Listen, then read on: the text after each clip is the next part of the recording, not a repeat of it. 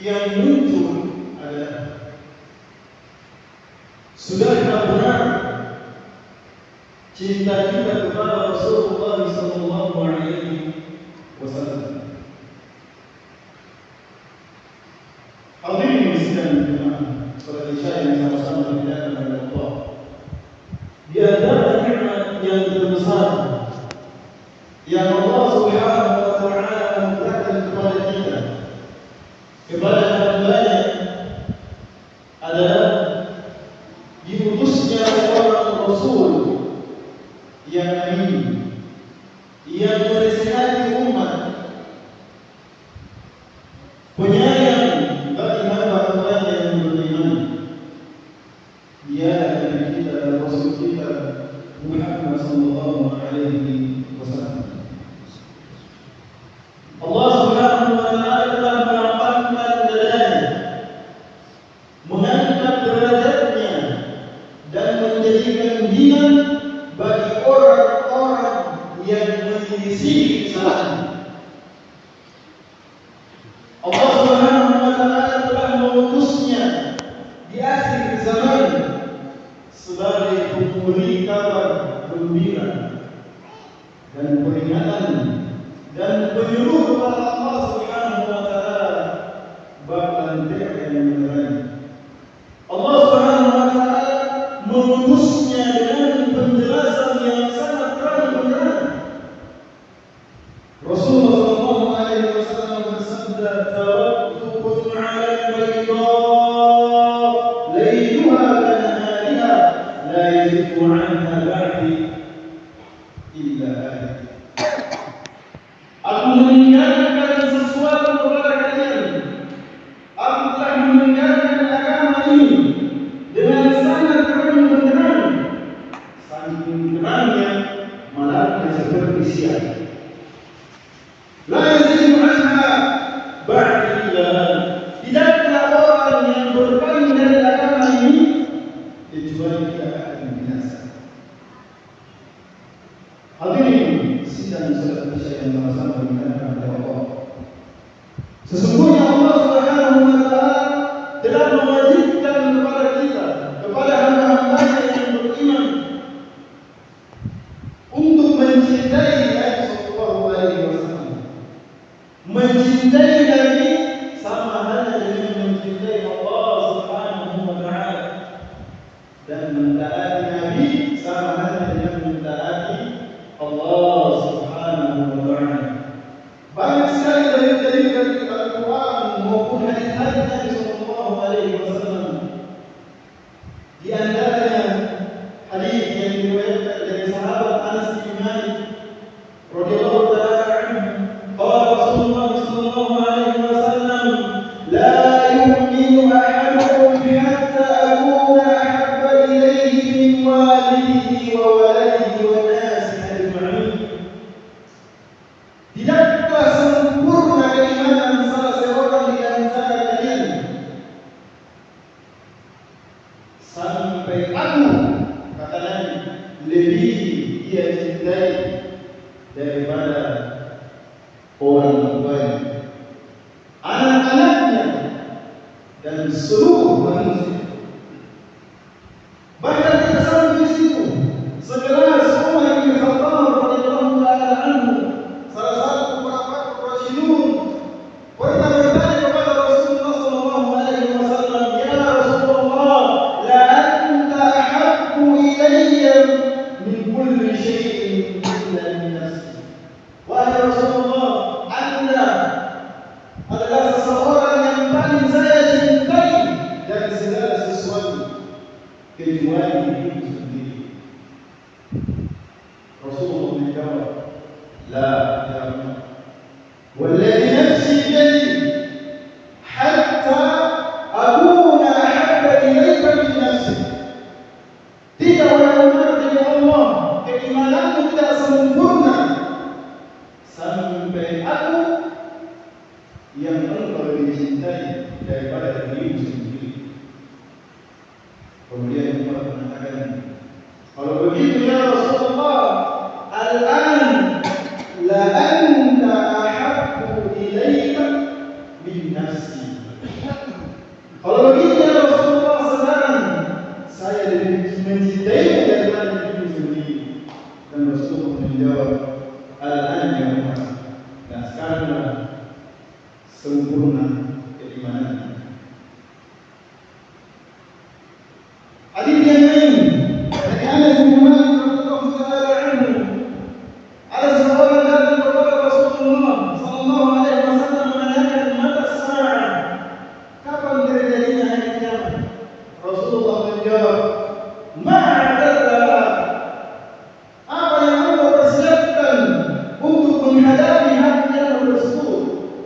Hari kiamat tersebut itu pasti dan akan terjadi. Pertanyaannya apa yang Allah persiapkan?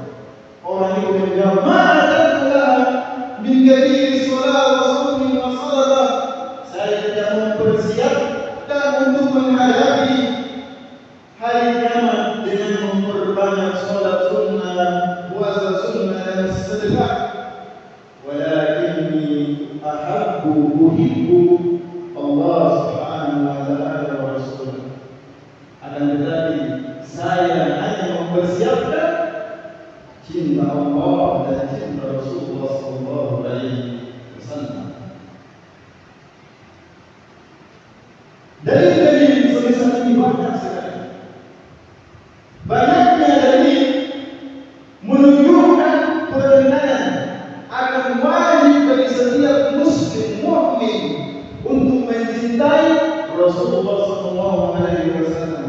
Cinta yang melebihi cintanya terhadap dirinya sendiri, orang tuanya, anak-anaknya, dan seluruh manusia. Allah Subhanahu wa taala berfirman, "Wan nabiyyu awla bil mu'minina min anfusihim." Nabi itu lebih diutamakan bagi orang-orang yang beriman daripada diri mereka sendiri. Oleh karena itu ayat ini menurut para ulama menunjukkan wajibnya cinta kita kepada Nabi sallallahu alaihi wasallam.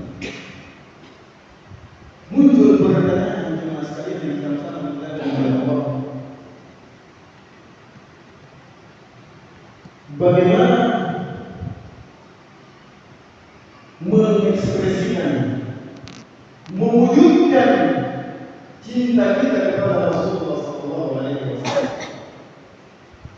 Sudahkah benar cinta kita kepada Rasulullah sallallahu alaihi wasallam?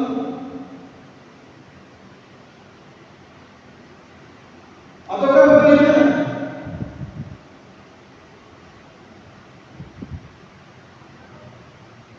Allah Subhanahu wa taala menjawab pertanyaan ini. Allah Subhanahu wa taala berfirman, "Qul in kuntum tuhibbuna Allah fattabi'uni." Wahai Muhammad, katakanlah kepada mereka, jika kalian benar-benar cinta kepada Allah, maka ikutilah saya. Maka ikutilah Nabi sallallahu alaihi wasallam.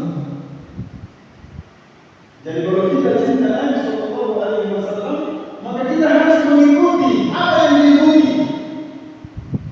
Sunnahnya, mencontohi sunnahnya, meneladani petunjuknya, berpegang teguh dengan apa yang dia bawa.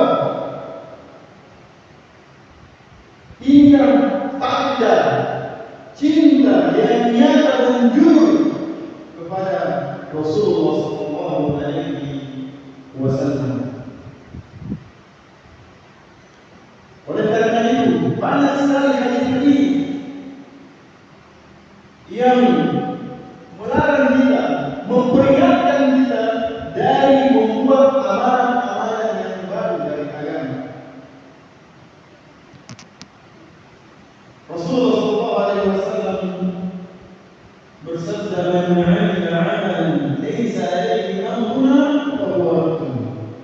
Barang siapa yang mengerjakan suatu amalan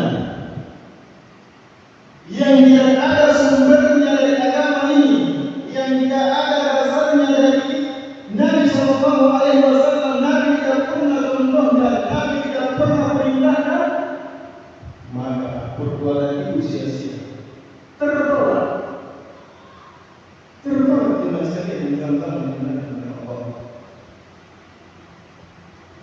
Nah sekarang kita melihat fenomena sekarang ini di bulan 2020, banyak di antara kaum muslimin atau di suatu momen-momen tertentu yang dianggap penting, mulai dari misalnya nuzulul Quran, ada hari perayaan nuzulul Quran, Isra wal Mi'raj,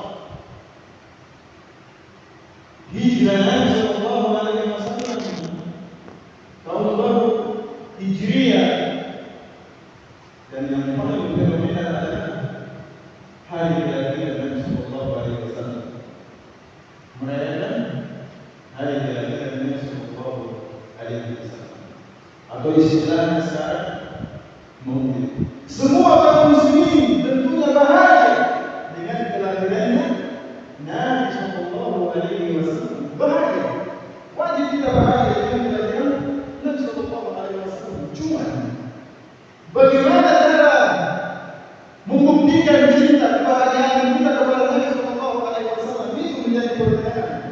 Apakah merayakannya? Apakah kita mengikuti jejak-jejaknya selama dia hidup, mengikuti sunnahnya? Ini yang menjadi pertanyaan yang mestinya sama-sama dilakukan oleh Allah. Tentunya ketika kita melihat sejarah, Nabi sendiri tidak pernah melakukan itu, istrinya tidak pernah melakukan hal itu, anaknya apalagi, para sahabat apalagi. Nah sekarang barulah dirayakan hari ini. Kapan munculnya? Di awal-awal Islam, mulai dari abad pertama sampai dengan abad ketiga Hijriah, itu tidak ada perayaan seperti ini. Kapan muncul? Pada abad yang 24. Munculnya hari perayaan seperti ini muncul di tahun 400 Hijri Miladiah atau abad keempat Hijriah di Mesir, yang dimana kerajaan Mesir atau dinasti Mesir disebut dinasti Fatimiyah, yang dimana tradisi mereka merayakan hari kelahiran raja-raja. 6 hari kelahiran dia langsung rayakan. Hari kelahiran Nabi, Ali bin Abi Thalib, Fatimah, Hasan dan Husain, dan yang berkuasa ketika itu. Di sini mulai muncul hari perayaan. Setelah diselidiki, raja yang berkuasa ketika itu Ubaidillah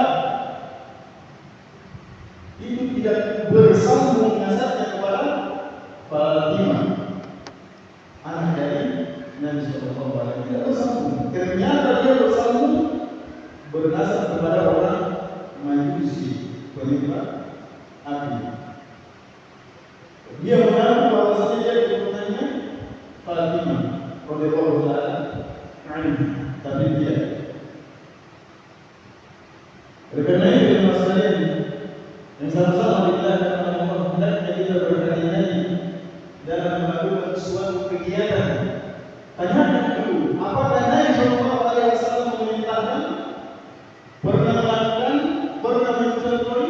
Kalau pernah silakan lakukan. Kalau tidak, jangan sekali-kali, karena ancamannya di neraka. Rasulullah Sallallahu Alaihi Wasallam bersabda, "Kullu bid'atin dhalalah wa kullu dhalalatin finnar." Semua hal-hal yang baru itu yang dibuat di dalam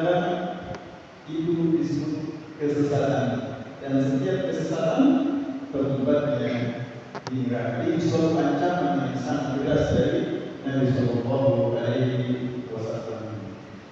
Hadirin sekalian, salat kita bersama dengan Allah. Mungkin ini yang bisa saya sampaikan. Mudah-mudahan apa yang saya sampaikan ini kita bisa aplikasikan di dalam kehidupan sehari-hari kita, dan kita memohon kepada Allah Subhanahu wa Ta'ala dengan nama-namanya yang indah dan sifat-sifatnya yang tinggi untuk kita dijadikan termasuk orang-orang yang mencintai Nabi Sallallahu Alaihi Wasallam dengan sebenar-benarnya cinta.